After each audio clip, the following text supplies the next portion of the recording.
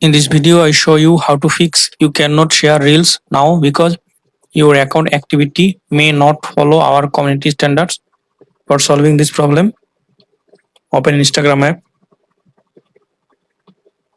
tap on your profile icon,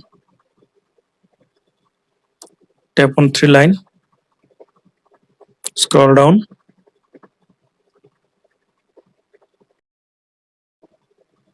Now tap on help. Now tap on report a problem. Turn off this. Then tap on report a problem. Include.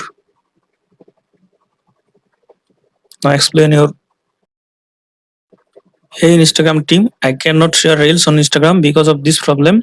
You cannot share reel now because your account activity may not follow our community standards. Please fix this problem as soon as possible. Then tap on send. I hope that Instagram fix your problem. Thanks for watching.